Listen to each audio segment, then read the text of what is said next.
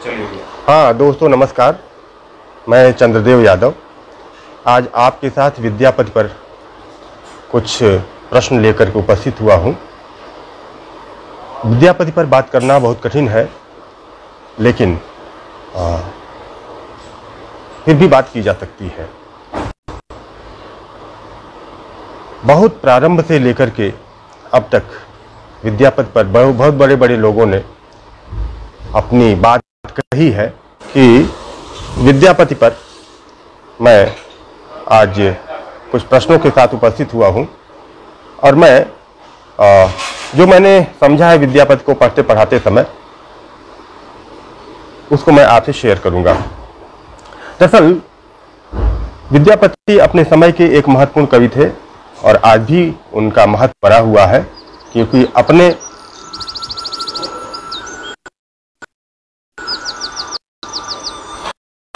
सपने के साथ, अपनी दृष्टि के साथ, अपने समाज की उन विडंबनाओं के साथ और स्त्री प्रश्नों के साथ विद्यापति अपने साहित्य में आज भी मौजूद हैं। और वो हमें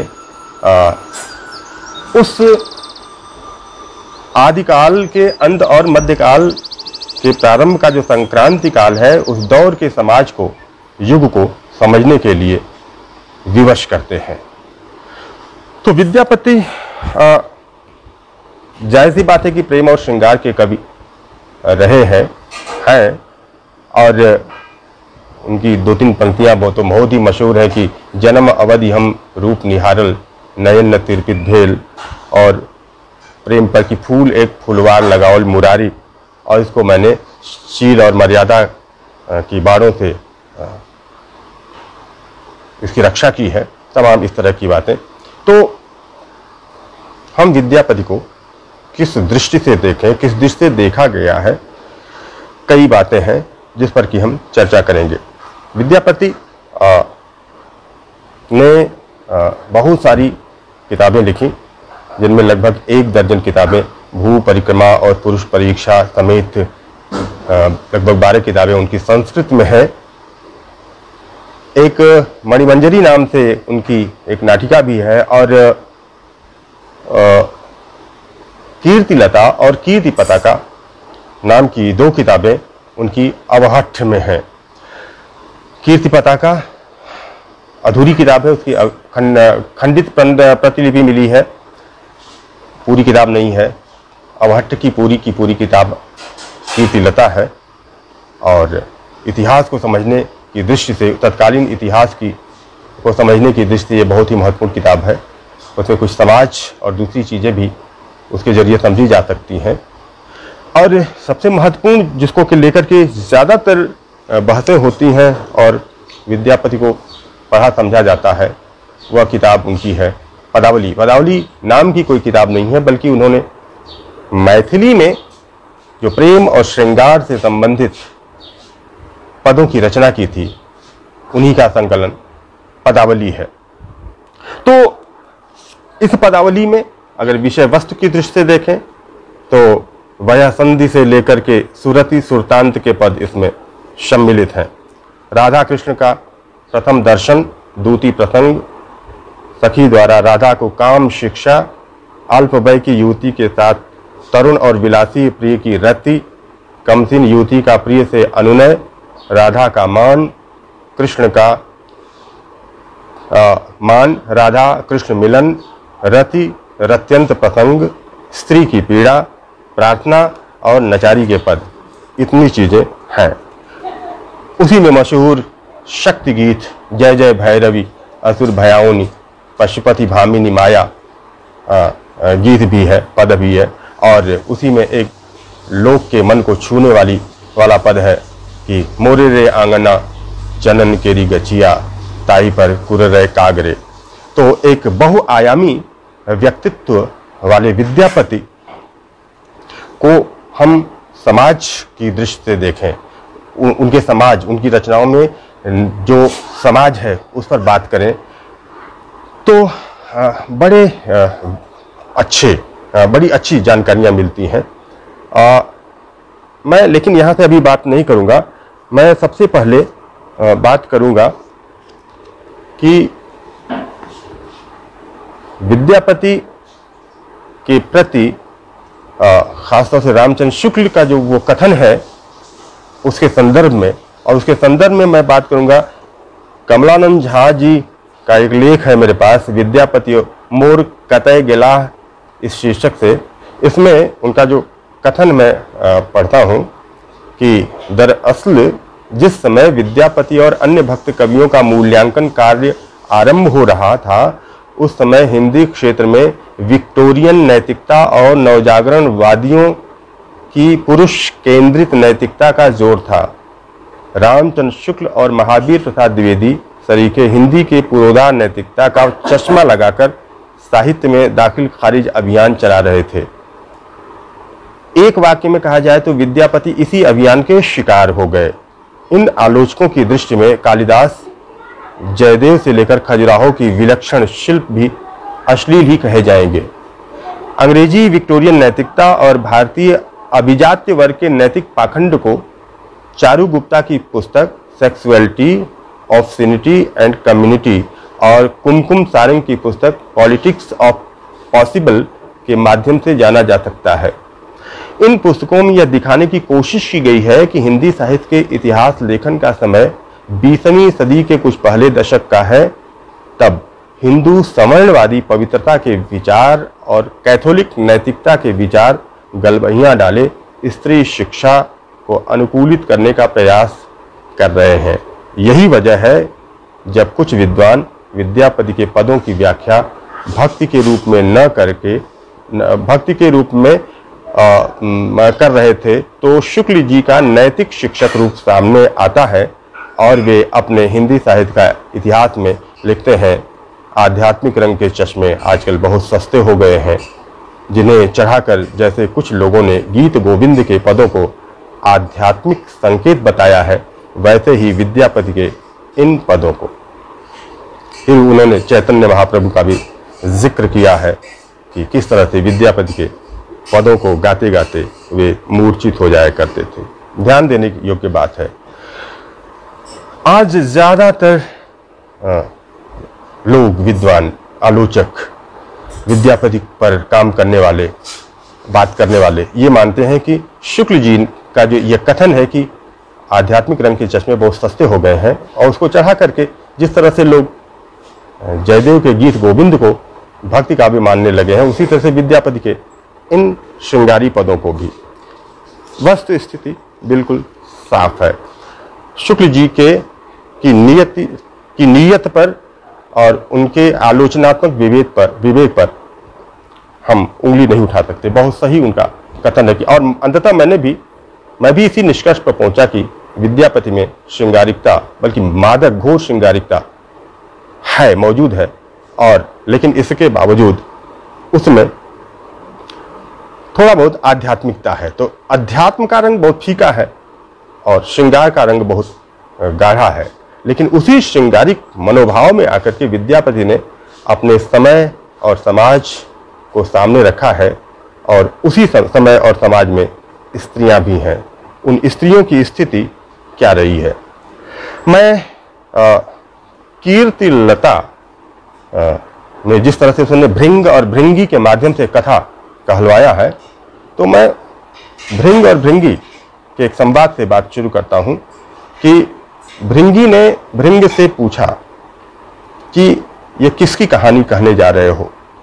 तो भृंग ने कहा कि पुरुष कहानी हौ कहो जस पत्थावे पुण्य सुख सुभोवन शुभ बर्ण देवहा जाय सपुण्य।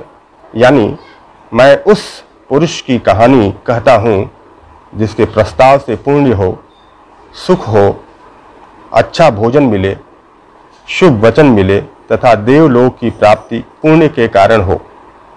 फिर वह बलि, राम, भगीरथ, परशुराम और गणेश्वर के पुत्र कीर्ति सिंह का नाम लेता है, जिन्होंने अपने पराक्रम से पिता के वैरी को मार डाला। तो विद्यापति का जो दृष्टिकोण है, जाहिर सी बात है कि एक वीर काव्य है, ऐतिहासिक वीर काव्य है कीर्तिलता। लेकिन उसमें खासतौर से उन्होंने जिस तरह से परंपरा में कीर्ति सिंह को रख करके उन्होंने देखा है और कहा है कि ऐसे पुरुष की कहानी कहने से जिससे पुण्य प्राप्त हो, ऐसे ही एक वीर पुरुष की कहानी मैं कहने जा रहा हूं। वो है कीर्ति सिंह, जिन्होंने अपने पिता के वैरी को मार करके उसका बदला चुकाया। इस पुरुष को लेकर के मैं एक बात विशेष तौर पर कहना चाहता हूं, जो कि विद्यापति के यहां पदावली में अक्सर मिलता है। वो सुपुरुष है। सुपुरुष माने अच्छा पुरुष। लेकिन यह सुपुरुष कैसा है और कौन है? दरअसल क्या है, रमानाथ झा ने भी लिखा है, पुरुष परीक्षा में भी इसकी व्याख्या की है विद्यापति ने, कि लिखा है कि विद्यापति के यहाँ कृष्ण एक कामुक पुरुष के रूप में दिखाई देते हैं। ये मैंने गौर किया है कि विद्यापति के यहाँ कृष्ण एक कामुक पुरुष के रूप में दिखाई देते हैं। वे चतुर, सयाने, रतिकुशल और सुपुरुष हैं। सुपुरुष विशेष ध्यान दीजिएगा। सुपुरुष का सामान्य अर्थ है सुंदर पुरुष, यानी सज्जन, सदाचारी और लोक वेद के नियमों के अनुसार कार्य करने वाला व्यक्ति। लेकिन विद्यापति के यहां सुपुरुष का अर्थ है सच्चा पुरुष, वीर, अनुरागी और काम कला प्रवीण। रमानाथ झा ने अपनी पुस्तक विद्यापति, छोटी किताब है विद्यापति, बहुत अच्छी किताब है, उसमें लिखा है कि उनके पौरुष काल की इन सब कृतियों का, विद्यापति द्वारा संस्कृत गद्य में लिखी पुरुष परीक्षा और श्रृंगारिक पदों का, इन कृतियों का उनके अधिकांश प्रेम गीतों सहित विश्लेषण करें तो हम पाएंगे कि इन सब में सर्वत्र एक दृष्टिकोण है, और वह है पुरुष के सभी लक्षणों सहित एक सच्चे पुरुष की, एक आदर्श पुरुष की कल्पना, जो कि पुरुषाभास, पुच्छ विहीन पशु से बिल्कुल अलग है। और फिर पुरुष परीक्षा में विद्यापति ने आगे लिखा है कि पुरुष रूपी प्राणी को पाना बिल्कुल सरल है, किंतु सच्चा पुरुष दुर्लभ है। और इसीलिए विद्यापति पदावली में जो सखियां हैं वो बार बार उन मुग्धाओं से कहती हैं कि, या अपनी सखियों से कहती हैं कि प्रेम करब सखी सुपुरुष जान, प्रेम सुपुरुष जान करके ही करना। लेकिन ये सुपुरुष कितना सुपुरुष है, ये उनकी पदावली, उनके पदों को पढ़ने से ज्ञात होता है। और पुरुष कौन है कि अखिल ब्रह्मांड में तीन लोक ही हैं, शिव है, विष्णु है और तीसरे हैं शिव सिंह। अखिल ब्रह्मांड में विद्यापति को तीन ही पुरुष दिखाई पड़े, शिव, विष्णु और शिव सिंह, जिनके आश्रय में रहकर, जो उनको सखा भी थे, जिनके आश्रय में रह करके उन्होंने इन पदों की रचना की थी।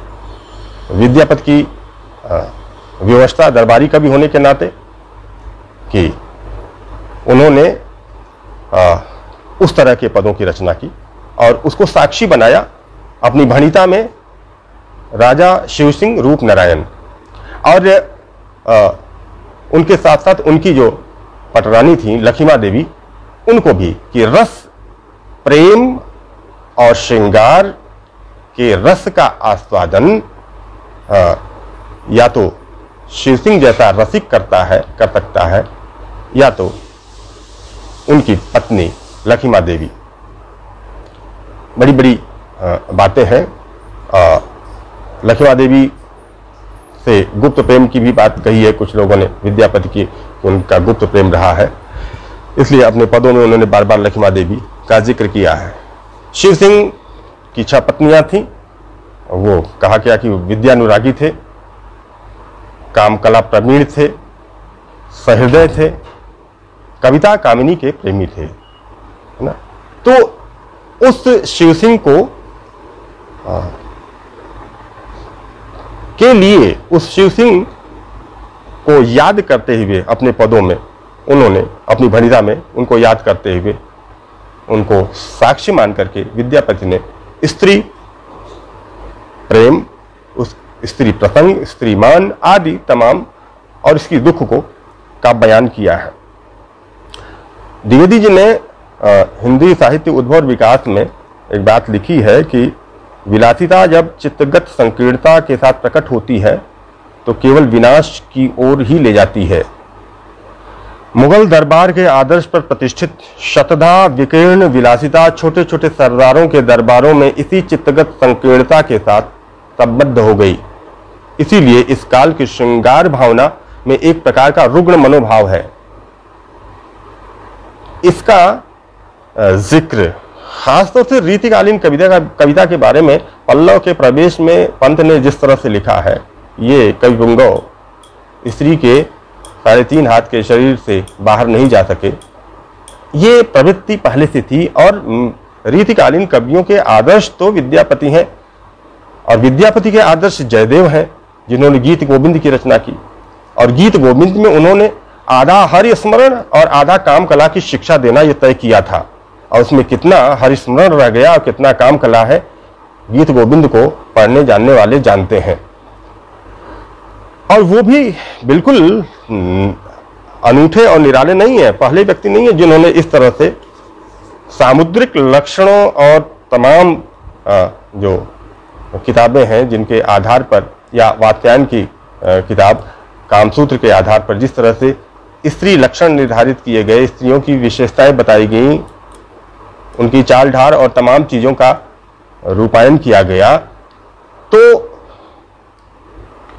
उस परंपरा में कालिदास भी हैं और माघ भी हैं। कालिदास के कुमार संभव को याद कर सकते हैं हम, कालिदास के ऋतु संहार को याद कर सकते हैं हम, मेघदूत को याद कर सकते हैं हम, विशेष तौर पर शिशुपाल वध के 11वें सर्ग को याद कर सकते हैं, जिसमें उद्दाम श्रृंगार का, श्रृंगारिक चेष्टाओं का वर्णन महाकवि माघ ने किया है।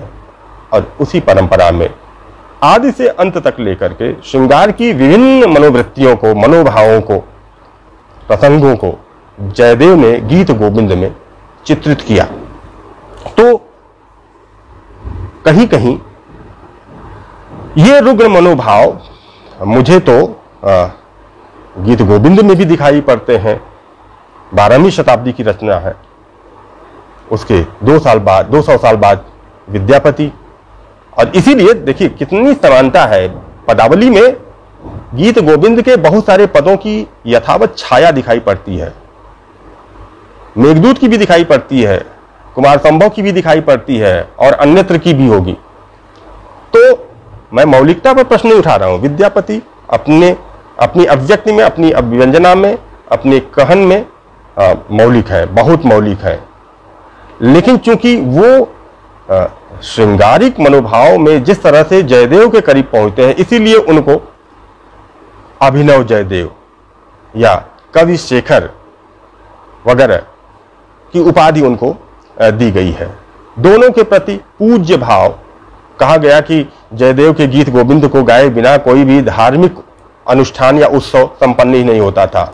और विद्यापति के पदों को बारे में बताया मैंने, लोग कहते हैं कि चैतन्य महाप्रभु गाते गाते बेहोश हो जाया करते थे। तो अब कोई व्यक्ति, कोई भले बहुत बड़ा साधक क्यों न हो, अगर इस तरह की पदावली को गा करके और बिल्कुल भावाविष्ट हो जाएगा, तो जरूरी नहीं कि आज हम उन पदों का मूल्यांकन करेंगे, उसका पुनः पाठ करेंगे तो हम भी उसी मनस्थिति में जाकर पाठ करें। हम तो अपने समय और समाज और बदली हुई परिस्थितियों में उस टेक्स्ट का मूल्यांकन करेंगे, उसकी जांच पड़ताल करेंगे, और ये होते रहना चाहिए, क्योंकि इससे कविता के या साहित्य के नए अर्थ खुलते हैं। नए संदर्भों में वो कविता या वह लेखन कितना प्रासंगिक है, हमारे किस काम का है, हमें कौन सी नई दिशा देता है, गति देता है, ये इससे स्पष्ट होता है।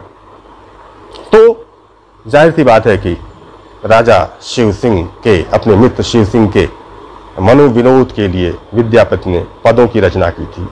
लेकिन मैंने बताया शुरू में कि इसकी विषय वस्तु ज्यादातर श्रृंगारिक है, लेकिन अंत में नचारी और शिव से संबंधित बहुत सारे पद भी हैं जो गार्हस्थ्यिक जीवन से संबंधित हैं, और उन पदों में विद्यापति श्रृंगारिक कतई नहीं है। वो बिल्कुल लोक मन को छूते हैं, लोक की पीड़ा को, घर गृहस्थी की समस्या को किस तरह से वो बयान करते हैं। और विद्यापति इसीलिए मेरे ख्याल से लोक में अमर है और अमर रहेंगे। ये चीजें दोहराने की जरूरत नहीं है कि जैसे विद्यापति और चंडीदास में लिखा, निराला ने बहुत तारीफ की, भावुकता की मादक शक्ति विद्यापति में भी है लिखा, और बड़ी ही तीव्र, जैसे नागिन का जहर, क्षण मात्र में शरीर को जर्जर कर देने वाला। अब ऐसा जहर जिसके बारे में कहा गया कि विद्यापति ने स्त्रियों को और अबोध बच्चों को, युवकों को काम कला की शिक्षा, नैतिक शिक्षा देने के लिए इन पदों की रचना की। तो बड़ी अंतर्विरोधी बातें दिखाई पड़ती हैं। तो निराला ने कहा कि नागिन का जहर है विद्यापति का जो पद है, भावुकता की मादक शक्ति जबरदस्त है और नागिन का जहर है। और इसी के आधार पर बच्चन सिंह ने अपना हिंदी साहित्य का दूसरा इतिहास में लिखा कि इसमें संदेह नहीं कि पदावली सामंती विलास को प्रज्वलित करने वाली रचना है। मैं ठहर करके दोस्तों यहीं पर कुछ बातें इतिहासकार राधा कृष्ण चौधरी के हवाले से बताना चाहूँगा कि विद्यापति का जो समय है वो मैथिल समाज के सामंतवादी काल का समय है। मैथिल समाज लिखा है कि सामंतवादी आधार पर ही टिका हुआ था और मध्यकालीन सामंतवादी समाज के सारे दोष वहाँ विराजमान थे। वहाँ पर बड़े बड़े ब्राह्मण, बड़े बड़े सामंत थे और उन्होंने खुद जमीन दान करके छोटे छोटे सामंत रखे हुए थे। तो विलासिता में डूबे हुए ये लोग थे। और उस समय का जो लोक था, सामान्य लोक, वो कितना दयनीय स्थिति में था। वहाँ शूद्र भी थे, गुलाम भी थे। सामान्य लोगों से अच्छी स्थिति तो वेश्याओं की थी, जिसका वर्णन जौनपुर का वर्णन करते हुए विद्यापति ने कीर्तिलता में लिखा है। और लिखा है कि 3 वर्ग थे, संभ्रांत थे, बिल्कुल गरीब लोग थे, और वेश्याएं थीं।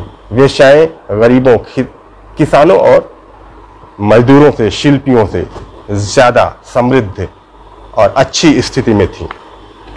तो उस सामंत वादी दौर के विद्यापति हैं।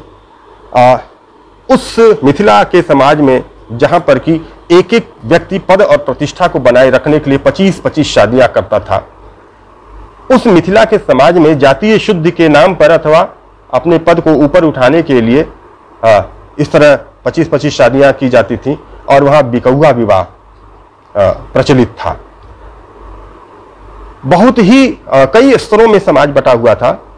और कहा तो ये भी गया कि स्त्रियों की इतनी दयनीय स्थिति थी कि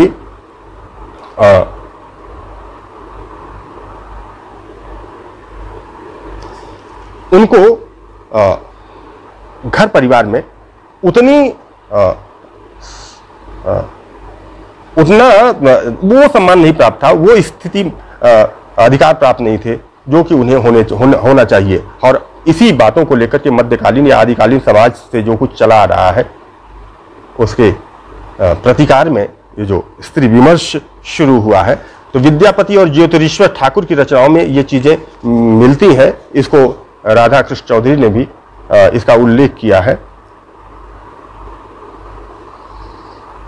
एक चीज बड़ी मजेदार इन्होंने राधा कृष्ण चौधरी ने कही है कि गुलाम थे, बिकते थे, और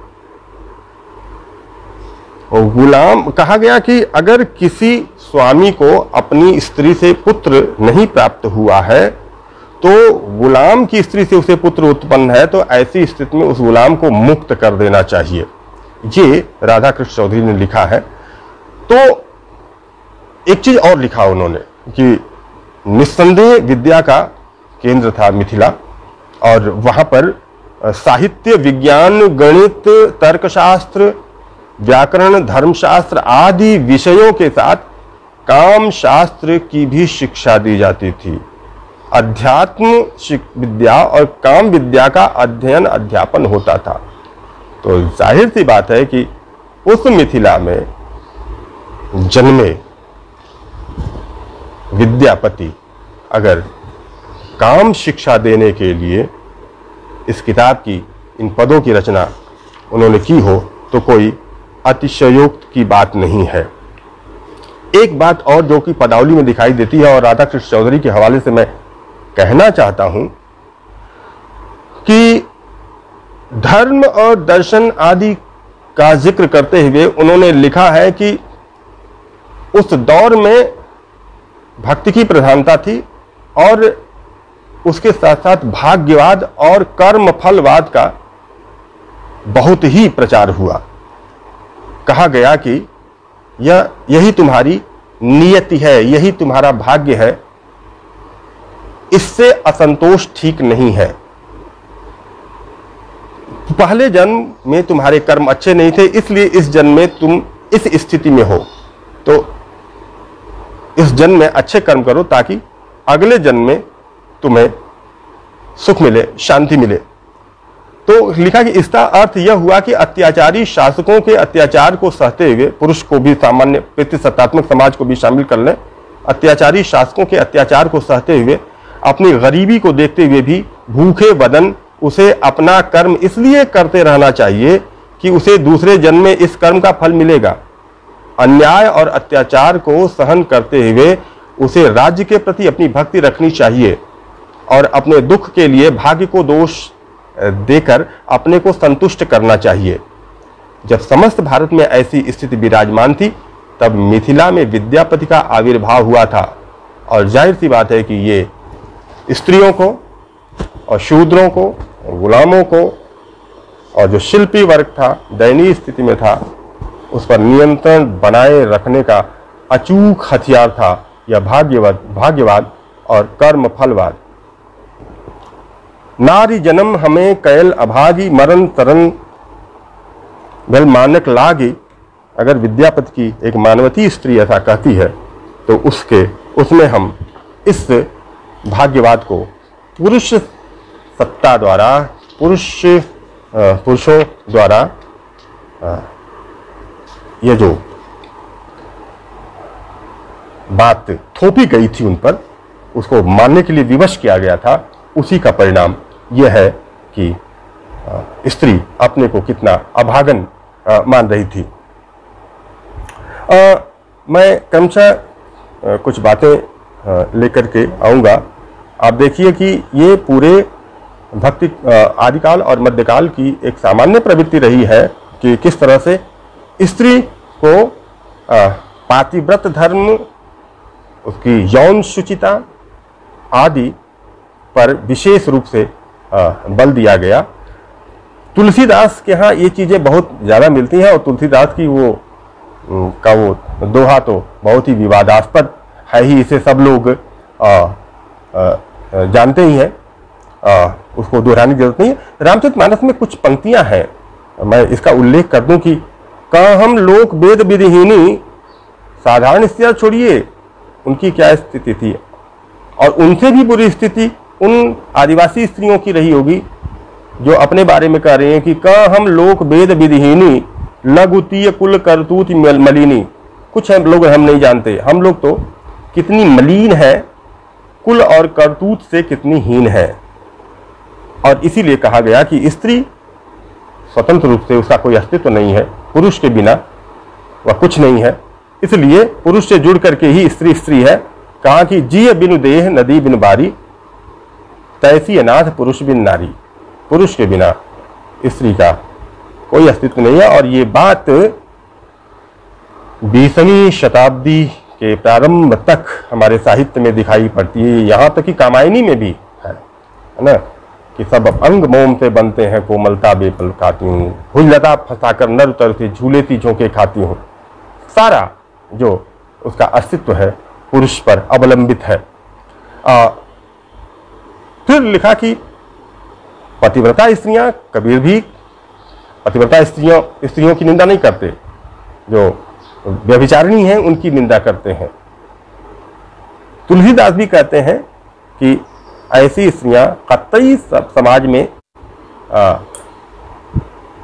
आदर पाने के योग्य नहीं होती, जो पतिवंचक होती हैं, कुटिल होती हैं, कलह प्रिय होती हैं, इच्छाचारी होती, स्वेच्छा से चलती हैं। सोचिए पुण्य पति वंचक नारी, कुटिल कलह प्रिय इच्छाचारी। और इसी रूप में कि स्वतंत्र होते ही स्त्री बिगड़ जाती है। वह प्रसिद्ध चौपाई है कि महावृष्टि चली फूट कियारी, और जिन स्वतंत्र हुई बिगड़ ही नारी। जिस तरह से बहुत बारिश होती है तो बारिश खेतों की मेड़ों को तोड़ करके बहने लगता है, उसी तरह से स्त्री भी स्वतंत्र होकर के स्वच्छंद हो जाती है और बिगड़ जाती है। यहाँ तक कि इंद्र द्वारा अपभ्रष्ट होकर के अहल्या भी अपने को अपामन कहने लगती है। मैं नारी अपामन। अपने पति को धोखा देने वाली, उसकी इच्छा के विरुद्ध चलने वाली स्त्री कैसी होती है? पति वंचक पर पति रति करई, रौरव नरक कल्प तत्परई। ऐसी स्त्रियां रौरव नरक में पड़ती हैं। और तो और रावण भी स्त्रियों में 8 अवगुण देखता है। मंदोदरी समझा रही थी तो उसने कहा, नारी स्वभाव सत्य सब कहीं, अवगुण 8 सदा उर रहीं, साहस अनृत चपलता माया, भय अविवेक अतौच अदाया। अब देखिए, अगर स्त्री साहस करती है, चपलता उसमें है, तो इसका अवगुण है। और पुरुष दुस्साहस करता है तो उस पर कोई उंगली नहीं उठाता है। सखियां और स्त्रियों का जो प्रेम करने वाली स्त्रियां थीं, उनका साहस कहाँ था? केवल अभिसार में। अभिसार प्रिय से मिलने के लिए वो साहस करती थी। सखियों और दूतियों के उकसाने पर साहस करके दिन में या रात में सहेट स्थल पर पहुंच जाया करती थी। तो इसको कवियों ने, लेखकों ने अभिसार तक सीमित कर दिया। तो पुरुष भी तो अभिसार करते थे, उनके खिलाफ कुछ नहीं, उनके लिए कोई भी इस तरह का विशेषण या उपाधि नहीं दी गई। लेकिन स्त्रियों को इतनी नैतिक शिक्षाएं दे दी गई। ये बातें बीसल देव में भी हैं। बीसल देव रासों में नागमती के संदर्भ में भी इसे देख सकते हैं कि उसने तोते को मारने का आदेश इसीलिए दिया था ना कि अगर वास्तविकता जान जाएगा मेरा पति रतन सेन तो दूसरी सौत के चक्कर में मुझे छोड़ देगा, उसको पाने के लिए चल देगा। कौन स्त्री ऐसा चाहेगी? तो लेकिन उसको माया कहा ना।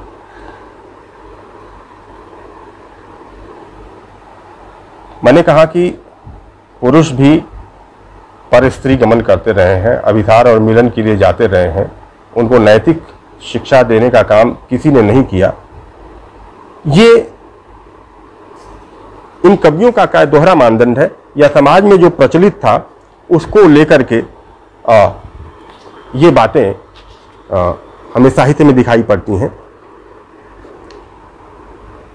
विषय बहुत लंबा है, मैं इसको बहुत समेटने की कोशिश करूंगा। स्त्रियां ऐसे ही सामाजिक उपेक्षा, पुरुषों की उपेक्षा को सहते हुए अंततः जो प्रेम करती थी वो भी अंत में उन्हें छलावा मिलता था। जैसे कहती थी कि आह वेदना मिली विदाई, है ना, उसी निष्कर्ष पर पहुंचती थी कि हमें अंत में दुख ही मिला।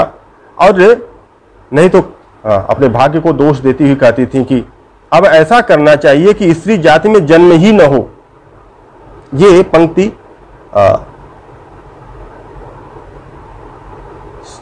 पौम चरियु की सीता का है। बार बार अग्नि परीक्षा देनी पड़ी, अंततः सीता ने कहा कि अब ऐसा करना चाहिए कि स्त्री जाति में जन्म ही न हो। एमहि तिह करोमि पुरुष रहुई, जिण जिहण होमि परिवारे तिय भई।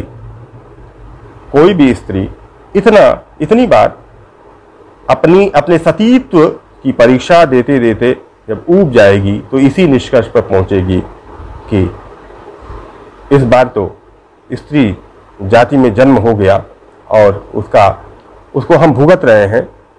विधाता से यही हम प्रार्थना करते हैं कि अगले जन्म में मेरा तो क्या, किसी भी स्त्री का स्त्री जन्म में, स्त्री रूप में जन्म न हो।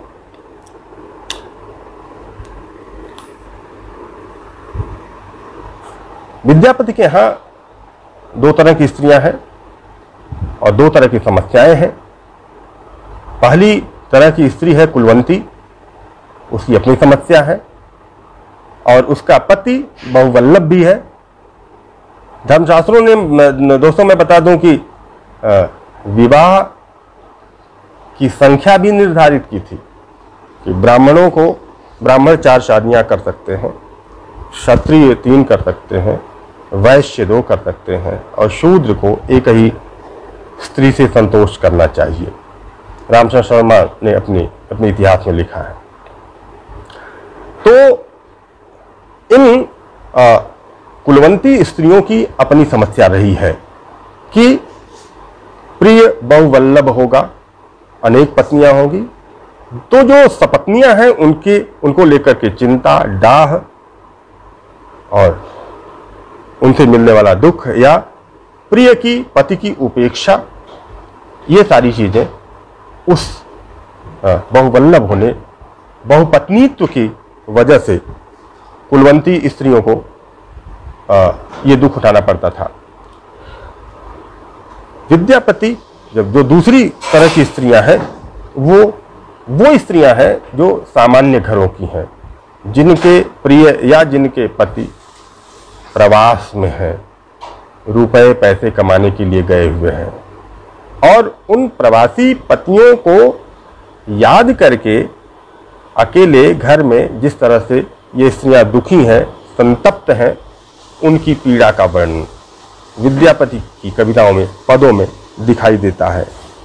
लेकिन ये स्त्रियां और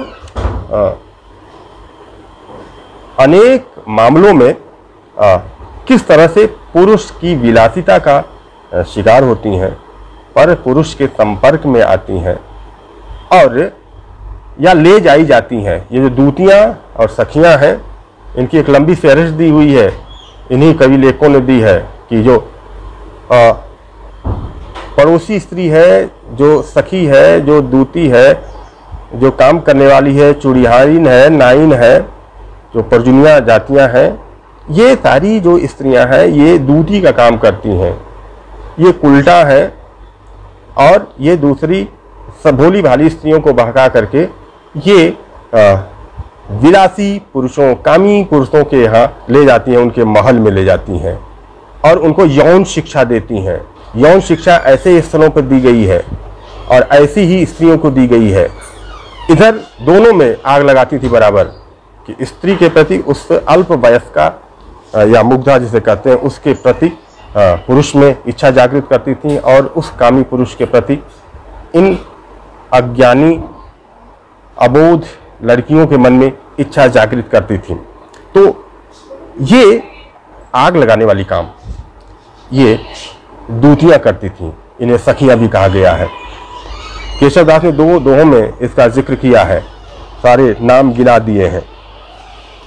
प्रवास एक मुख्य समस्या विद्यापति के गीतों में है कि किस तरह से प्रवासी पति अर्थोपार्जन के लिए गया और आया ही नहीं, तो उनका क्या हाल है समाज में, घर परिवार में, इसका बड़ा दुख है ना।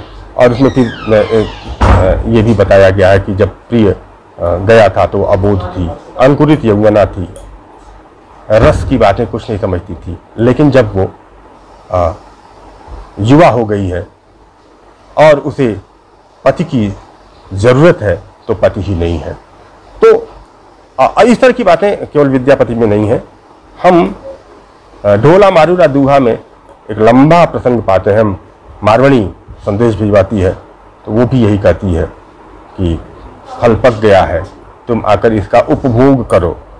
तो ये स्त्रियां अपने को उसी पुरुष मानसिकता, सामंती मानसिकता के वशीभूत होकर के इससे अलावा कुछ सोच भी नहीं सकती थी, अपने को पुरुष के भोग के योग ही समझती थी।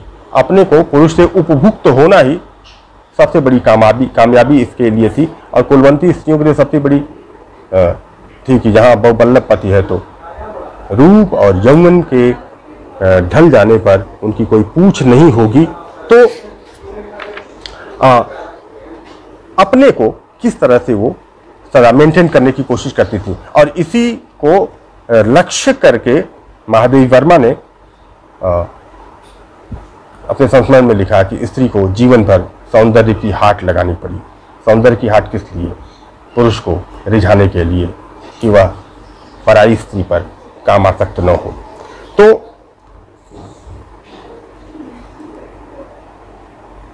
रमानाथ झा ने एक जगह लिखा है विद्यापति में कि स्त्री के हृदय की विद्यापति को अद्भुत जानकारी थी, और वे स्त्री की गुप्त भावनाओं को इतनी प्रामाणिकता से, यथार्थता से और अनुभूति पूर्वक चित्रित करते थे कि स्त्रियां उनमें स्वयं का चित्रण पाती थीं। इसलिए इन गीतों को सीखने वाली और मौखिक रूप से प्रसारित करने वाली स्त्रियां ही थीं। कुछ दिनों पहले तक मिथिला के प्रत्येक सुसंस्कृत परिवार की एक निजी गीत पुस्तिका होती थी, और इन गीतों के आधुनिक संस्करण अधिकांशतः इन पारिवारिक गीत पुस्तिकाओं से ही तैयार किए गए हैं। विद्यापति ने अपनी रचनाओं में राधा को ज्यादातर अल्प व्यय की ही घोषित किया है। राधा नाम पर बड़ा विचार किया है शिवप्रसाद सिंह ने विद्यापति नामक किताब में, और श्रीमद् भागवत महापुराण में जिस तरह से कृष्ण की कथा है और उस कथा को लेकर के कृष्ण संबंधी सारे ग्रंथ लिखे गए, उसमें उन्होंने बताया, मैंने भी ढूंढा नहीं मिला तो, कि उसमें राधा नाम का उल्लेख ही नहीं है। अनया राधी तो एक जगह आता है, तो उसी से लोगों ने कल्पना कर ली है कि यह जो अन्य स्त्री है जिसकी आराधना कृष्ण स्वयं कर रहे हैं वही राधा होगी, और उसी के आधार पर राधा नामक एक चरित्र गढ़ा गया है। तो यह राधा फिर बाद में कृष्ण की आद्या शक्ति भी है, आह्लादनी शक्ति भी है, और तमाम चीजें। उनकी प्रेमिका तो जीवन तंगिनी तो है ही। यह परिकिया है, लेकिन जयदेव ने उसे स्वकीया के रूप में चित्रित किया है, और ज्यादातर वो फिर स्वकीया रूप में, हिंदी में भी स्वकीया रूप में भी आई हैं। संभ्रांत कुल के पुरुष या प्रेमी किस तरह से अल्प वय की स्त्रियों के लिए बहुत ही व्यग्र थे, और वे क्रूर भी हो जाया करते थे, इसका जिक्र विद्यापति के अनेक पदों में मिलता है। तो कृष्ण की निर्दयता का वर्णन विद्यापति ने अपने पदों में किया है, और फिर प्रबोध दिया है। प्रबोध दिया है कि हे रसवंती नारी, सुनो, तुम सचेत हो, चतुरा हो, और कृष्ण लोभी है। ठीक है, वहां पुरुष की अधीरता को रोकने के लिए, पुरुष की अधीरता से उसे मना करने के लिए विद्यापति नहीं लिखते, बल्कि सिर्फ स्त्रियों को समझाते हैं कि तुम धैर्य रखो। कृष्ण अगर तुम्हें चाहते हैं तो ये बहुत बड़ी बात है, क्योंकि वह समर्थ हैं, ऐश्वर्यवान हैं, बलशाली हैं, पौरुष वाले हैं, पुरुष हैं। तो अगर वो तुम्हारी साड़ी पकड़ते हैं तो पकड़ने दो, साड़ी फटती है तो फटने दो, ये तमाम चीजें वहां पर आती हैं। तो इसीलिए कहते हैं हे रसवंती नारी, सुनो, तुम सचेत हो, चतुरा हो, और कृष्ण लोभी है। इसलिए जैसे विद्यापति कहते हैं कि समाज की रीति है, इसका अनुसरण, इसका पालन स्त्री को करना ही चाहिए। लेकिन दूसरे प्रसंग में अगर मैं बात करूं, घनानंद का एक सवैया है जिसमें इसी तरह से नायक व्यग्र है अल्प वय की प्रेमिका को पाने के लिए।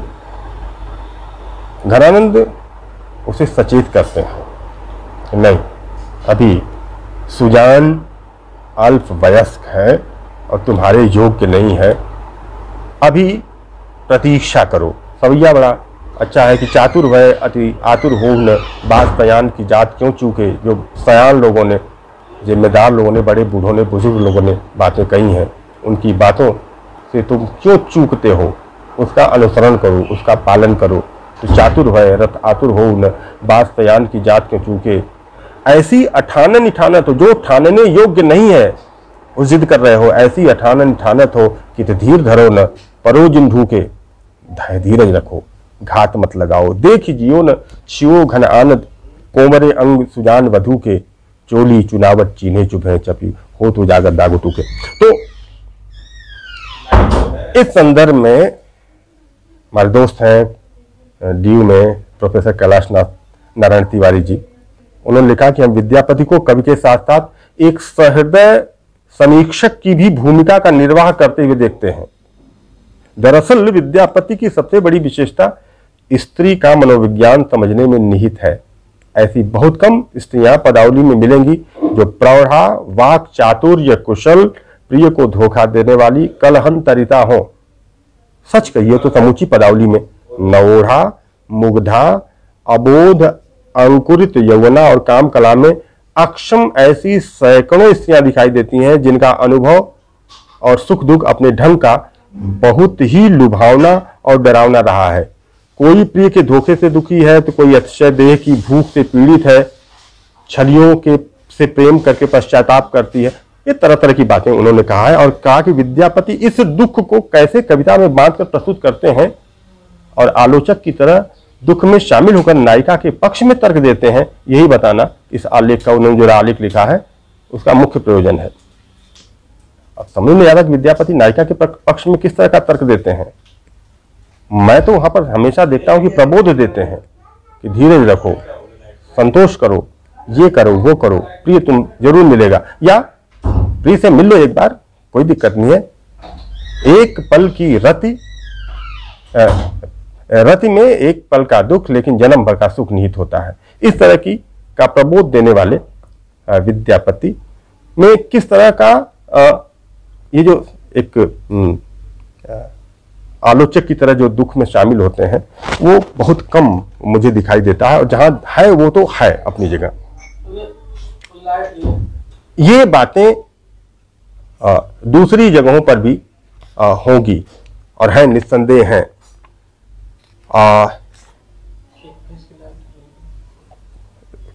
लाइट वेट मेरे ख्याल से चल रहा होगा, मैंने वो अपना ऑन किया हुआ है। तो बहरहाल सामाजिक दुख, स्त्रियों के उस दुख में शामिल जहां विद्यापति हैं वो गजब के पद हैं, और जिसमें कि एक अनमेल विवाह पर बहुत लिखा है विद्यापति ने। उनमें अनमेल विवाह वाले पदों में एक पद तो विलक्षण है और उसकी अवहेलना किसी भी तरह से नहीं की जा सकती, जैसे कि है कि पिया मोर बालक हम तरुणी, कौन तप चू की भलऊ जननी, पहिर लेल सखी दक्षिणक चीर, पिया के देखते मोर दगत शरीर। सामान्य स्त्री है, बच्चा उसका पति बच्चा है ना, श्रृंगार करके जब उसके सामने खड़ी होती है तो उसको देख करके उसके शरीर में आग लग जाती है। बाजार लेकर जाती है तो लोग पूछते हैं ये कौन है, तो बताती कि मेरे पति हैं। बहुत शर्मिंदगी महसूस होती है। अंत में निदान क्या, कोई आने जाने वाला भी नहीं, तो एक बटोही से अपने मायके में संदेश भिजवाती है कि मेरे माँ बाप से कहना कि एक धेनु गाय खरीद देंगे ताकि मैं अपने बच्चे पति को दूध पिला करके पाल पोस करके बड़ा कर पाऊंगी। तो ये वास्तव में उस सामाजिक सच्चाई को सामने लाता है जहां पर कि अनमेल विवाह, जहां की छोटी बच्चियों का विवाह बूढ़े वर से या अधेड़ उम्र के लोगों से कर दिया जाता था। उस दुख का, स्त्री के उस दुख का, मर्मांतक पीड़ा का विद्यापति ने यहाँ पर वर्णन किया है। कर्मफल और भाग्यवाद से संबंधित पदों में हम देखते हैं कि विद्यापति बार बार इस चीज को दोहराते हैं कि एक गीत की 4 लाइनें हैं कि प्यारी या प्रिय संबोधन कहना पत्नी के लिए, ये अक्सर कविता में हमें दिखाई देता है।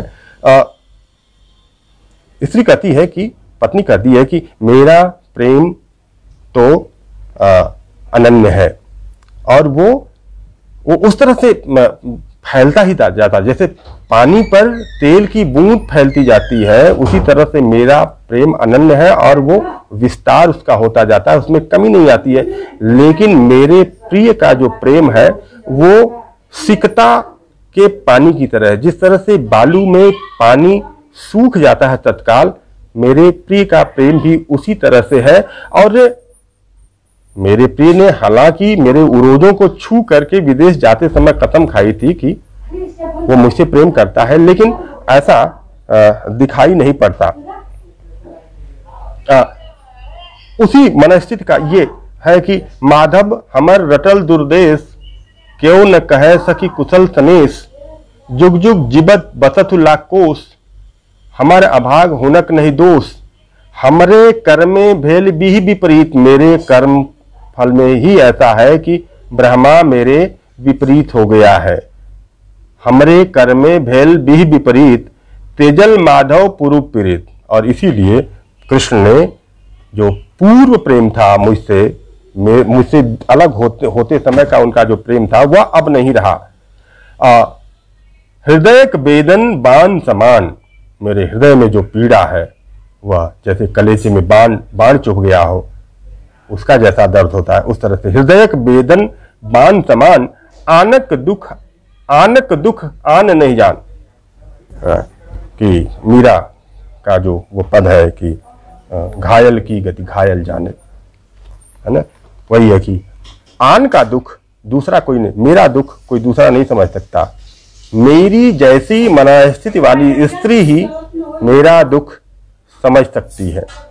और इस बात को, ये जो अविश्वास है ना, इसको लेकर के बिहारी ने भी लिखा है। और एक बहुत ही प्यारा कवित्व रत्नाकर सेनापति का है, दूर जदुराई सेनापति सुखदाई, देखो आई ऋतु पाउस न पाई प्रेम पतियां। ये उसमें है कि आई सुदिबर की हिये में आन खर की, तू मेरी प्राण प्यारी या प्रीतम की बतियां।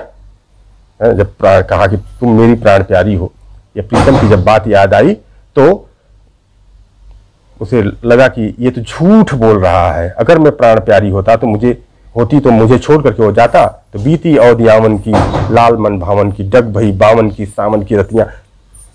बिहारी ने भी इसी से लिखा कि बामा भामा कामनी कही बोले प्राणेश, प्यारी कहत खिसात नहीं पावस चलस विदेश, है ना। बामा कह लो, पति से उल्टा चलने वाली, भामा कह लो, लड़ाकू स्त्री कह लो, कामिनी काम वाली कह लो, चाहे जो कह लो, लेकिन प्यारी मत कहो। प्यारी कहते हुए तुम्हें लज्जा नहीं आती कि बरसात में तुम मुझे छोड़ करके परदेश जाने की बात कर रहे? ये स्थितियां प्रवासी पति के प्रति जो अविश्वास है, और इसी के पिया बोलछड़ है जो उसने बात कही थी मुझे प्रेम में, वो उसको निभाया नहीं, वो उसको भूल गया। बोलछड़ है, वो दी हुई बात को छोड़ देने वाला।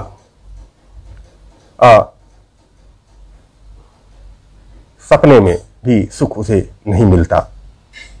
ऐसी स्त्रियों को, जिनका प्रिय प्रवासी है, ऐसी स्त्रियों को अपने समाज, अपने परिवार के दुख का को ढोते हुए, उसको सहते हुए, अगर वो सुख में भी, सपने में भी सुख की कल्पना करती हैं तो वो भी नहीं उन्हें हासिल हो पाता।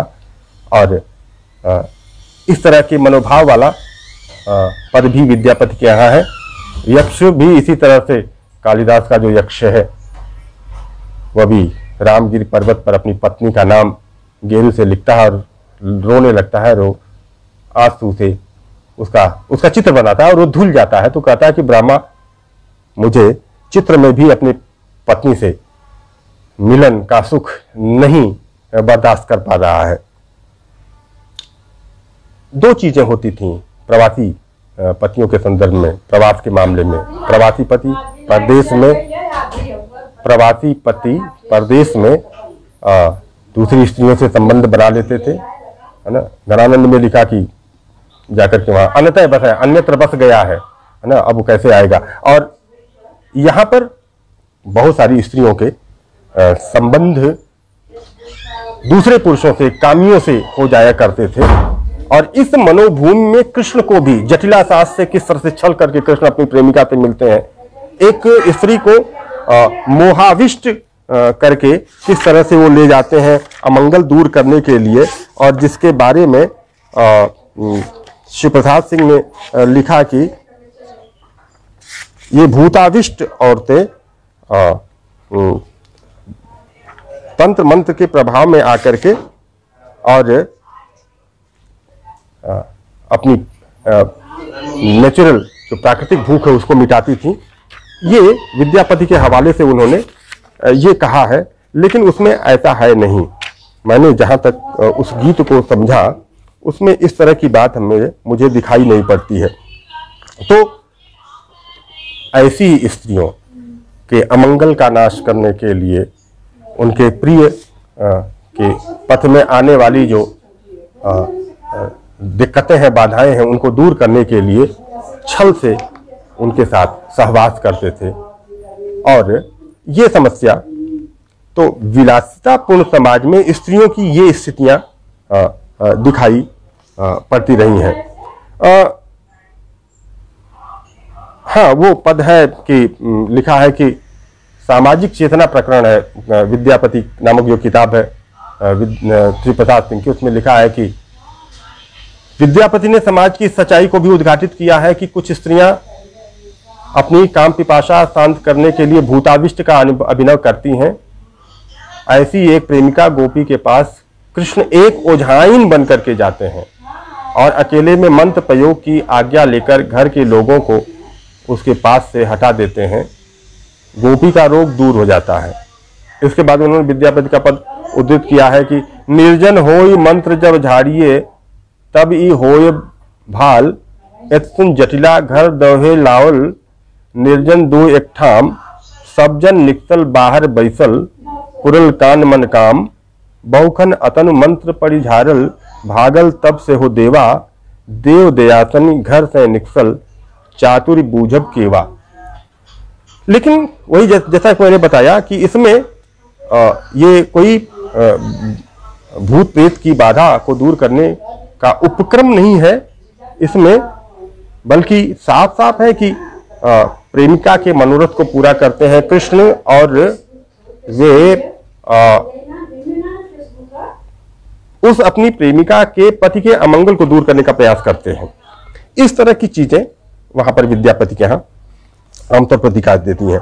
और एक बात और कि जब स्त्रियां इस तरह से पति से विहीन होती थीं, समाज के लंपटों के हाथ में पड़ जाती थीं, या अपना पति ही उन्हें आदर नहीं देता था, तो ऐसी स्त्रियां अंत में कहती थीं कि सखी हे हमर दुखक नहीं और, हे सखी मेरे दुख का कोई और छोर नहीं है, सखी हे हमर दुखक नहीं और, ई भर बादर माह बादर, ई भर बादर माह भादर, सून मंदिर मोर। मेघों से भरा हुआ आसमान है और भादों का महीना है, सून मंदिर मोर, मेरा घर सूना है, झम बिघन गर्जंत संतत भुवन भर बरसंतिया, कंत पाहुन काम दादन सघन घर हरसंतिया। तो ये स्थितियां विद्यापति के पदों में स्त्रियों को लेकर के आमतौर पर दिखाई देती हैं। ये पूर्वांचल का वो समाज है जो इन चीजों से लगातार गुजरता रहा है, और हम सभी जानते हैं कि ऐसे ही प्रवास और उससे उत्पन्न समस्या को लेकर के भिखारी ठाकुर ने विदेशिया नाटक लिखा था, गबर खिचोर लिखा था, और दूसरे अन्य नाटक लिखे थे। तो हम विद्यापति के हवाले से एक बार फिर से इन चीजों को दोहरा सकते हैं, देख सकते हैं, इसकी जांच परख कर सकते हैं, अपने समाज और अपने इतिहास को जान सकते हैं। मैंने कहा कि विद्यापति पुरुषों को बरसते नहीं, उनको कुछ नहीं करते, स्त्री से यौन शुचिता की बात करते हैं, उम्मीद करते हैं, लेकिन पुरुष से अक्षत वीर्य होने की बात नहीं करते हैं, है ना। वो अनेक स्त्रियों से संबंध बना करके भी अपवित्र होता है, और एक स्त्री केवल किसी दूसरे पराये पुरुष से हाथ बोल ले तो वो बिगड़ी हुई मानी जाती है। उनके पदों में जो आता है, देखिए क्या प्रबोध दे रहे हैं कि विद्यापति कभी गाओल रे आ भी मिलल पिया तोरा। विद्यापति गा रहे हैं कि तुम्हारा प्रिय जल्दी ही तुमसे मिलेगा, इसलिए चिंता मत करो। सुकवि विद्यापति गाओल धनी धन धीरज धरुरे। हे धनी, धीरज रखो, है ना। विद्यापति कह रहे हैं कि धीरज रखो, सब कुशल मंगल होगा। फिर एक पद में लिखते हैं अचिरे मिलत तो ही बालम पुरत मनोरथ रे। बहुत शीघ्र ही, अचिरे बहुत शीघ्र ही तुम्हें तुम्हारा पति मिलेगा और तुम्हारी मनोकामनाएं पूरी होंगी। और फिर एक पद और है कि उठी बधाओ करू मन भरी सजनी, अब आओ तो घर ना। बधाई गाओ, तुम्हारा ना है तुम्हारा पति आने वाला है। इस तरह से उसको विषम परिस्थितियों में, जहां पर वो शोषित है वहां भी, और जहां पर वो सामाजिक दुख या व्यक्तिगत दुख से पीड़ित है वहां भी उसको धीरज देते हैं। और उन मामलों में जहां पर कि पुरुष दोषी है, पुरुष को चेतावनी नहीं देते, उसको बरजते नहीं हैं। वो एक प्रसिद्ध गीत है कि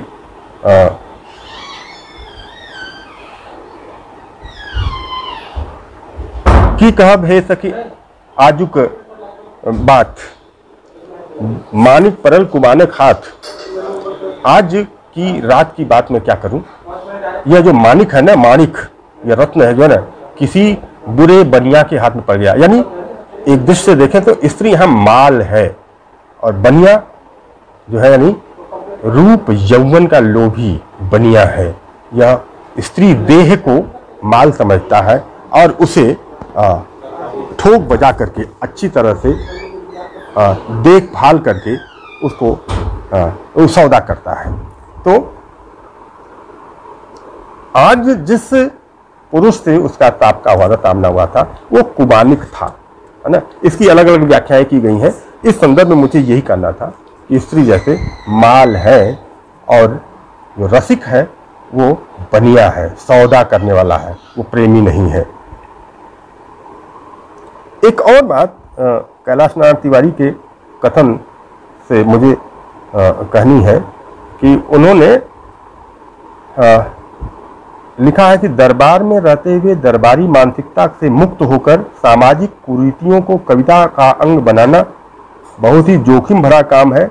विद्यापति इस कला में सिद्धहस्त थे। तो पहली बात कि सामाजिक कुरीतियों को कविता का विषय बनाने में कौन सा जोखिम है। अंधविश्वास है, उसके खिलाफ लिख रहे हैं, तो कौन क्या कोई लाठी लेकर के आएगा मेरा सर फोड़ने के लिए। या जो स्त्रियों के खिलाफ जो समाज में था, जो षड्यंत्र रचा गया था, जिस तरह से उन्हें कर्म फलवाद और भाग्यवाद उन पर थोप दिया गया था, उससे परिचित कराना ये खतरा था, ये खतरनाक स्थिति थी, जोखिम भरा काम था। ये कुछ बात हजम नहीं होती है। तो निसंदेह उन चीज़ों को विद्यापति ने उठाया है और उसका कोई निदान भले न दिया हो, लेकिन उसका मार्मिक वर्णन तो उन्होंने किया ही है। और ऐसे ही सुपुरुष की जगह कुपुरुष मिल जाने वाली, जिन स्त्रियों को कुपुरुष मिल जाता था, ऐसी ही स्त्रियां फिर अंततः कहती थी कि सखी है बूझल कान गुवार। कृष्ण जो है गवार हैं या गुआर ग्वाले हैं, कुछ नहीं जानते। तीर्थक टाण काज दव कौने लव ऊपर चकमक सार। और हमें तो कैल मन जलई होयल भल, हमें चली सुपुरक भाने, और तोहर बचन सखी कैल आंख देख अमीय भरम विष पाने। अंत में कहती है चंदन भरम सिमर आलिंगल, साल रहल ही कांटे। मैंने जिस पुरुष को चंदन समझ करके गले लगाया था वो तो सेमल निकला, और उसके कांटे अभी तक मेरे कलेजे में चुभ रहे हैं। ये ऐसे सुपुरुष हैं जिनकी चर्चा मैंने शुरू में की थी, और जिससे प्रेम करने के लिए विद्यापति की सखियां बार बार अपनी सखियों को प्रेरित करती हैं कि प्रेम करब सखी सुपुरुष जान। ये वही पुरुष है कि चंदन भरम, अंत बहुत बाद में समझ में आया कि चंदन भरम सिमर आलिंगल साल रहल ही कांटे। यहाँ निस्संदेह कृष्ण बहुवल्लभ है, और ऐसी स्थिति में सपत्नियों का दुखी होना स्वाभाविक है। इस चीज की ओर बहुत ही सादगी से विद्यापति ने इस चीज को व्यंजित कर दिया है।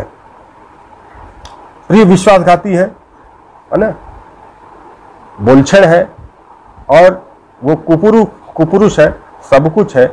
इसके बावजूद स्त्री की जो अपनी जो सोच है ना, उससे बाहर नहीं निकलती।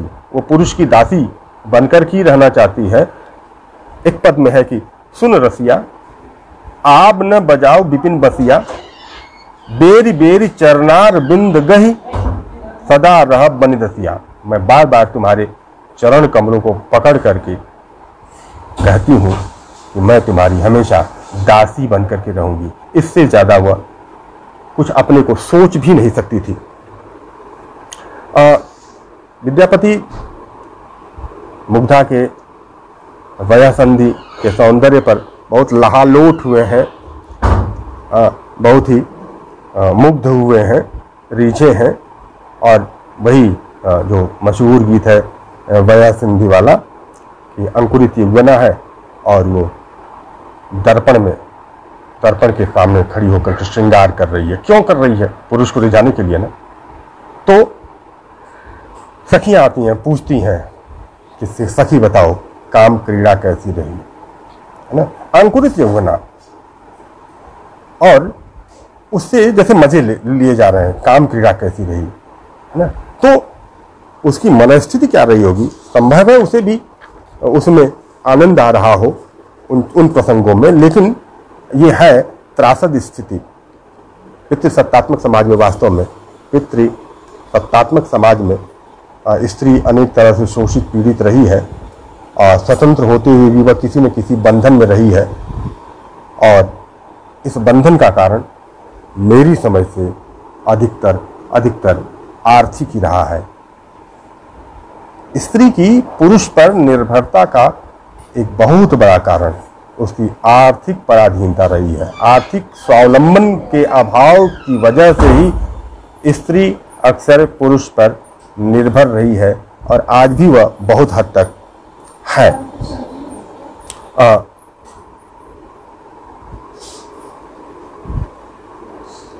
मैंने एक प्रसंग का उल्लेख किया था, या मैं थोड़ा सा फिर दोहराऊंगा कि ब्रह्मा ने स्त्री के रूप में हमें जन्म देकर के अभागिन बना दिया।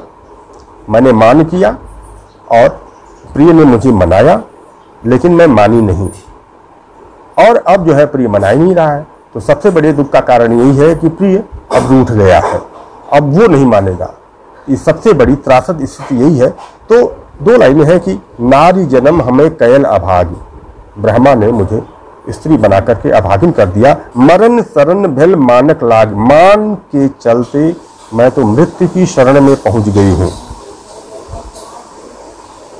ध्यान दीजिए कि लिखा गया कि बड़े भाग मानुष तन पावा। ये अमर वाक्य का जाप करने वाले समाज में मानुष तन पाकर स्त्री अगर ब्रह्मा से अपने अभागिन होने की बात कर रही है, शिकायत कर रही है, तो ये कितनी भयावह स्थिति है, या रही है या है।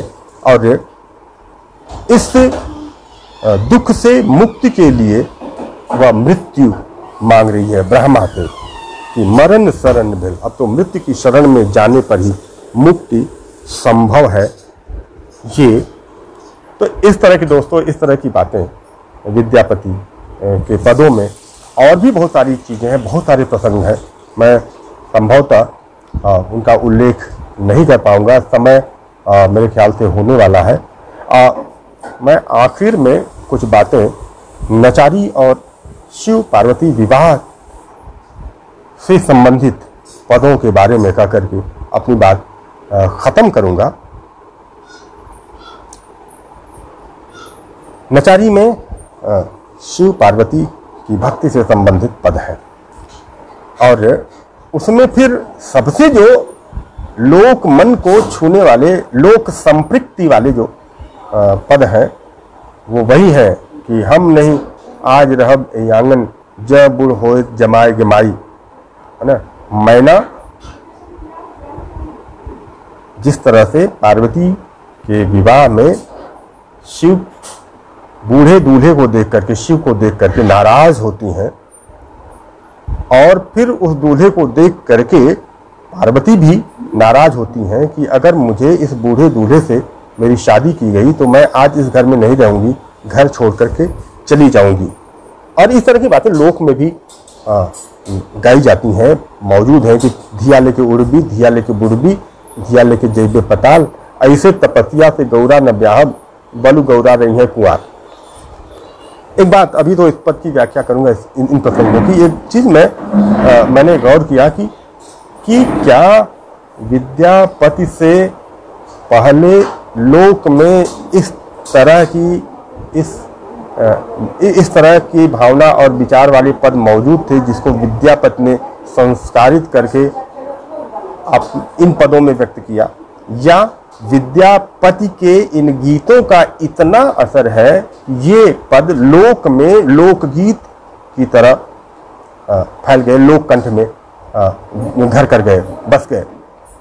यही बात अमीर खुसरो के कुछ पदों में भी दिखाई पड़ती है। काहे को ब्याहे विदेश, अरे लखिया बाबुल मोरे, भैया को दीनी महला दो महला, हमके दीनी परदेश, सुन बाबुल मोरे। ये दोनों कवि अपने समय के और आसपास के ही हैं। इन अमर गीतों के रचयिता हैं और जिनके गीत लोक गीत बनकर के लोक कंठ का हार बन गए हैं। ये गीत वो है जो दिल को छीने वाले हैं। ये गीत वो है जो समाज में व्याप्त कुरीति और अंधविश्वास और उन तमाम विसंगतियों को दर्शाने वाले हैं। मैना ने कहा कि अगर ऐसा होगा तो, बहुत गुस्से में थी, ऐसा होगा तो मैं किसी को नहीं बख्शूंगी। उन्होंने कहा पहले तो मैं इस बूढ़े बर का डमरू फोड़ूंगी और फिर रुंड माल तोड़ दूंगी, इसके बूढ़े बैल को हाँक कर भगा दूंगी और फिर बेटी को लेकर के भाग जाऊंगी। मैं नारद का पोथी पत्रा सब छीन लूंगी और अगर यह नारद ब्राह्मण कुछ बोलेगा तो मैं उसकी दाढ़ी पकड़कर घसीट दूंगी। इतना आक्रोश एक माँ का अपनी बेटी के लिए माँ के दिल में कितने सपने होते हैं, और अगर इस तरह का वर मिल जाता है तो फिर उसके दिल पर क्या गुजरती होगी। तो कहती है मैं ना की मैं ये सब करके और बेटी को लेकर के मैं घर से दूर कहीं चली जाऊंगी। ये सामंती पद समाज का वह सच है जो शिव और पार्वती के विवाह के प्रसंग में मैना के माध्यम से उसका गुस्सा, प्रत्यक्ष रूप में तो लोक में तो स्त्रियां अपना गुस्सा प्रकट करके रह जाती थी, लेकिन इसको प्रकट किया शिव और पार्वती के प्रसंग में पार्वती की माँ मैना के जरिए। लेकिन निम्न परिवारों में ऐसी शादियां होती थीं, बाद तक होती रहीं। नारद ने तो समझा दिया कि नहीं, ये शिव का वास्तविक रूप नहीं है ना, ये तो बस खिलवाड़ कर रहे हैं, ये अपने वास्तविक रूप में आ जाएंगे।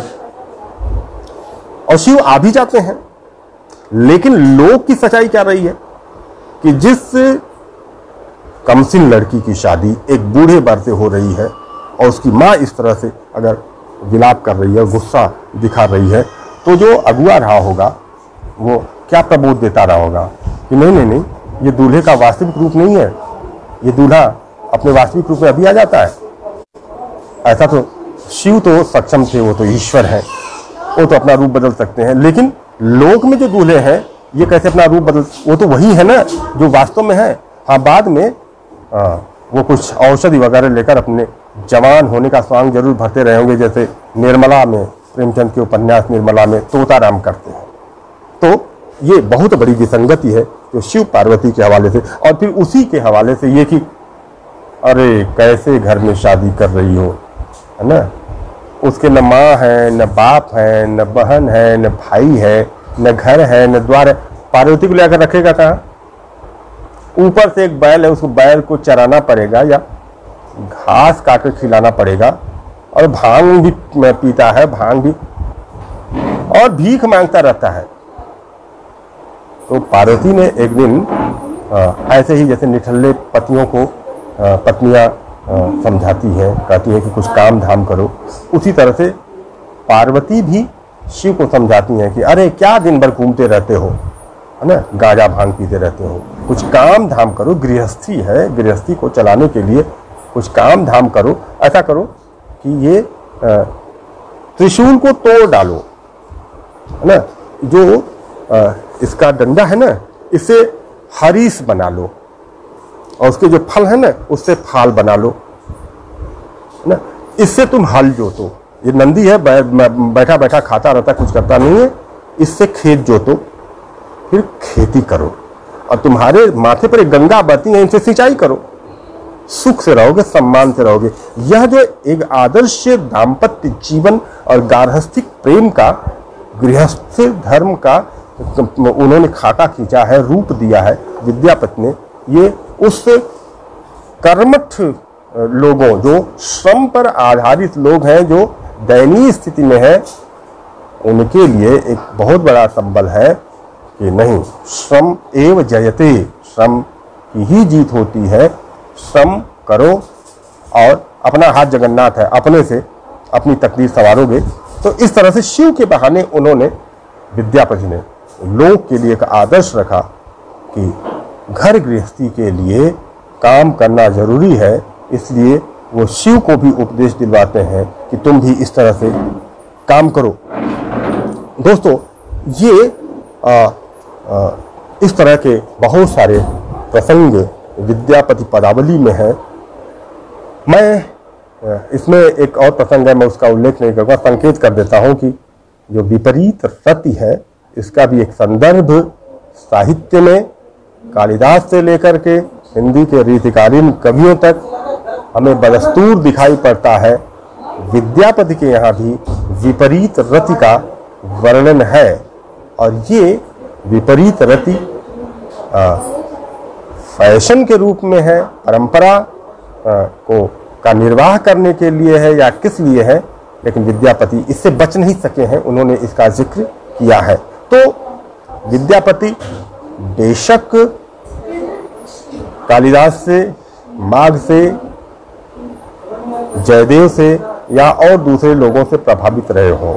विद्यापति ने दरबार में रहते हुए अपने सखा और अपने आश्रयदाता शिव सिंह के लिए मनोरंजन या उनके मनोविनोद के लिए गीत लिखे हों, लेकिन विद्यापति का एक दूसरा रूप उस लोक संपृक्ति वाले विद्यापति का है, जो तमाम सामाजिक जड़ताओं से स्त्री को मुक्त कराने या उसको उसकी अपनी स्थिति बताने के लिए उन्होंने पदों की रचना की। यद्यपि मैं इसी निष्कर्ष पर पहुंचा हूं कि उन्होंने पुरुषों को कोई डांट नहीं पिलाई, कोई प्रबोध नहीं दिया, कोई उपदेश नहीं दिया, सारा कुछ स्त्रियों को ही उन्होंने दिया है, उपदेश और प्रबोध दिया है। और अंत में जिस तरह से मैंने अभी जिक्र किया शिव पार्वती के बहाने प्रेम को लेकर के, तो स्त्रियां इस मनोभूमि में, इस मनोदशा में जीवन गुजारती हुई उस सामंती व्यवस्था में रहती आई है और अब उससे वे मुक्त हो रही हैं। ये बहुत ही सुखकर बात है। अभी भी स्त्रियों का हमारे समाज में एक बड़ा वर्ग है जो उसी आत्म प्रवंचना में जी रहा है, अभी भी उसी छलावे में है, उसी भाग्यवाद और कर्म फलवाद में विश्वास करने वाला है। मैं इन्हीं शब्दों के साथ अपनी वाणी को विराम देता हूं और मैं किसी के बहुत सारे देख रहा था कि कमेंट्स आ रहे थे, टिप्पणियां आ रही थी। सुशील वत्स कह रहे हैं कि विपरीत रथ की व्याख्या अपेक्षित है, लेकिन अब उसको आप लोग किताबों में पढ़ लीजिएगा। प्रवीण कुमार यादव कर रहे हैं कि बहुत सुंदर और ज्ञानवर्धक व्याख्यान, आभार प्रकट कर रहे हैं। तो Ramakant reply to Sushil, sir विपरीत रथ की व्याख्या अपेक्षित है। रमाकांत जी कह रहे हैं कि सर ने कुछ सोचकर ही उसकी तरफ संकेत किया होगा। तो अगर ऐसी बात है तो मैं 2-3 मिनट में उसको समेट देता हूँ कि मैं अपनी किताब से ही सीधे वो बातें बताता हूँ कि साधारण शब्दों में कहें तो विपरीत रति स्त्री पुरुष समागम की प्रतिकूल विधि है। आमतौर से समस्त प्राणी जगत में सहवास के समय नर सक्रिय रहता है और मादा प्रायः निष्क्रिय, लेकिन मनुष्यों में कुछ विशेष स्थितियों में जब सहवास के समय स्त्री सक्रिय होती है और पुरुष निष्क्रिय, तो इसे विपरीत रति कहा जाता है। सभी स्त्रियां ऐसा करती हैं यह कहना कठिन है। संभवतः काम कला विदग्ध विलासिनियां ऐसा करती रही होंगी, इसीलिए श्रृंगारिक कविताएं लिखने वाले कवियों ने रति प्रसंग में इसका भी वर्णन किया है। यह एक रूढ़ि पालन भी हो सकता है जिसमें काम सूत्र द्वारा निर्दिष्ट रति। पांचाल की चतुष्षष्टि कामशास्त्र का सांकेतिक शब्द है, जिसमें आलिंगन, चुंबन, संवेशन, नक्षत, दंतक्षत, प्रहरण, शीतकार आदि का उल्लेख किया गया है। इसी में एक पुरुषायित रतिबंध भी है। इसी को स्त्री मैथुन कहा गया है या विपरीत रति कहा गया है। बिहारी आदि रीतिकालीन कवियों में भी इस चीज को देखा जा सकता है। विद्यापति अपनी साहित्यिक परंपरा से जुड़े हुए थे और जहां काम शास्त्र और सामुद्रिक लक्षण वाले ग्रंथों में निर्दिष्ट स्त्री लक्षणों के आधार पर कवियों ने अपनी कविताओं में नायिकाओं का चित्रण किया है, पद्मिनी, हंसिनी, चित्रिणी आदि स्त्रियां उन्हीं ग्रंथों की देन है। उल्लेखनीय बात यह है कि विपरीत रति ढीठ और निर्लज्ज स्त्रियां ही करती दिखाई गई हैं। उन्हें मध्या और प्रौढ़ा कहा गया है। अगर यह पुरुष द्वारा निर्देशित हो तब भी कोई खास बात नहीं है, बल्कि यह उसके विलास का एक रूप ही कहा जाएगा। किंतु अगर स्त्रियां इसे स्वेच्छा से करती रही होंगी तो निस्संदेह यह उनके आनंद से जुड़ा हो सकता है। इतनी बातें मुझे विपरीत रति के बारे में करना था। तो दोस्तों, बहुत बहुत धन्यवाद। आप सबका आभार।